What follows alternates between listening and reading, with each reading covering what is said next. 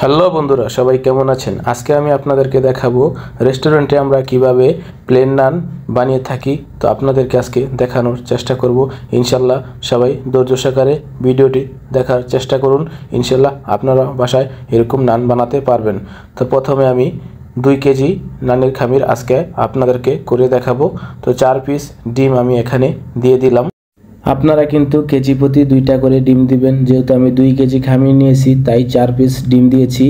এবারে আমি কেজি প্রতি 150 গ্রাম করে চিনি দিয়ে দিচ্ছি, মানে 150 গ্রাম করে চিনি দিয়ে দিচ্ছি। মোট 300 গ্রাম আমি চিনি এখানে দিয়ে দিলাম।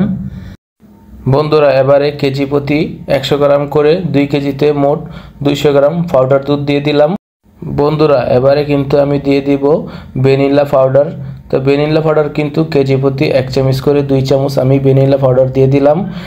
তো আপনারা ভ্যানিলা পাউডারটা ইউজ করতে পারেন, এটা খুবই ভালো, নানটাকে অনেক সফটলি রাখে এবং সুস্বাদু করে এবং একটা সুন্দর ফ্লেভার আসে। এবারে বেকিং পাউডার দিয়ে দিলাম 2 চামচ টিস্পুনে 2 চামচ বেকিং পাউডার দিয়ে দিলাম। এবারে ইস্ট দিয়ে দিলাম কেজি প্রতি 5 গ্রাম করে, মোট 10 গ্রাম ইস্ট আমি এখানে দিয়ে দিলাম। এবারে লবণ দিয়ে দিলাম, পরিমাণ মতো লবণ আপনারা দিয়ে দিবেন। এবারে সয়াবিন তেল দিয়ে দিচ্ছি কেজি প্রতি 100 গ্রাম করে, মোট 200 গ্রাম সয়াবিন তেল দিয়ে দিলাম। এবারে দিয়ে দিচ্ছি সাদা তিলটা দিয়ে দিলাম। এবারে সুন্দর করে মিক্স করে নিচ্ছি। একটি উইশের সাহায্যে ভালোভাবে ঘুরিয়ে ভালোভাবে মিক্স করে নিচ্ছি ইনগ্রেডিয়েন্টসগুলো। এবারে পানি দিয়ে দিব কেজি প্রতি 350 গ্রাম করে পানি দিয়ে দিব। কেজি প্রতি 300 থেকে 350 গ্রাম করে আপনারা পানি দিতে পারেন। তো আমি মোট 700 গ্রাম পানি এখানে দিয়ে দিলাম 2 কেজি খামিরে। তো পানিটা দিয়ে ভালোভাবে আবারও মিক্স করে নিচ্ছি, যাতে করে মশলাটা পানির সাথে ভালোভাবে মিশে যায়। এবারে কিন্তু এই পানিটা আমি কয়েক মিনিটের জন্য এভাবেই রেখে দিব। তারপরে কিন্তু আমি ময়দাটা অ্যাড করে দিব পানিতে। তো ময়দাটা আমি দিয়ে দিলাম, 2 কেজি ময়দা এখানে দিয়ে দিলাম।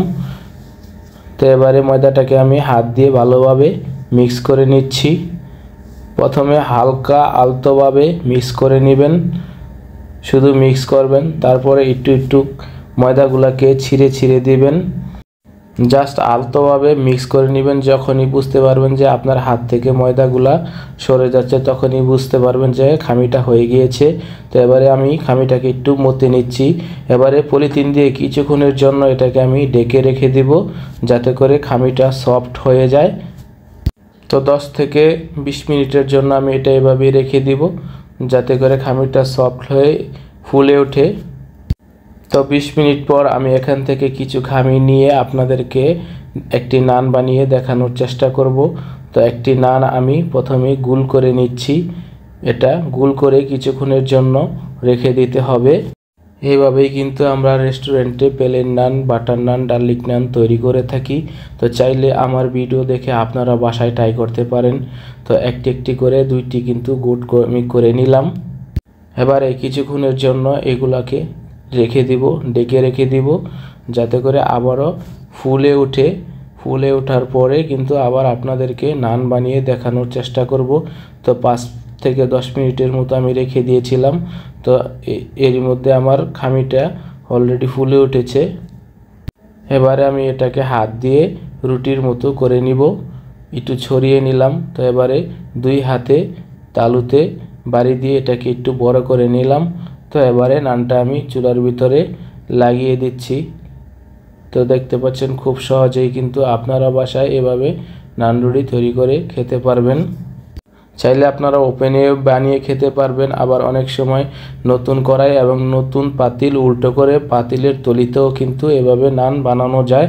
তো আপনারা ট্রাই করে দেখতে পারেন। তো আমাদের যেহেতু তান্দুরি চুলা আছে, তো আমরা তান্দুরি চুলায় আপনাদেরকে বানিয়ে দেখালাম। তো অলরেডি আমার নানটা হয়ে গিয়েছে। তো দেখতে পাচ্ছেন কত সুন্দর একটি কালার এসেছে। তো আমি আপনাদেরকে সাধারণত প্লেন নানটাই বানিয়ে দেখালাম।